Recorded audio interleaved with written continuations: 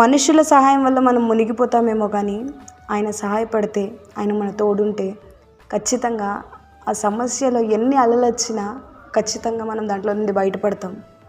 అయితే దేవుడు మనతో ఉన్నప్పుడు చుట్టూ ఉన్న సమస్యను బట్టి కొంత కలవరం కలుగుతుండొచ్చేమో కానీ ఆయన తోడు నీతో ఉండడం నువ్వు గమనిస్తే, నువ్వు ఆయన పైన పూర్ణ విశ్వాసం ఉంచితే ఆ అలల మధ్యలో కూడా నీకు సంతోషము, సమాధానం. ఈ చింతలు యావత్తు నా మీద వేయండి అని చెప్పిన దేవుని దగ్గరికి మన ప్రాబ్లమ్స్ అన్నీ తీసుకొని వెళ్ళినప్పుడు ఎప్పుడైతే అవన్నీ ఆయనకు అప్పచెప్తామో, నీవే దిక్కు సహాయపడు దేవా అంటామో, ఎప్పుడైతే మనకి ఆయనని ఆశ్రయదుర్గంగా చేసుకుంటామో అప్పుడు ఖచ్చితంగా మనం ఓడిపోము. చెయ్యి మనల్ని ఆదరిస్తుంది, బలపరుస్తుంది, ప్రతి సమస్యలో నుండి మనల్ని విడిపిస్తుంది.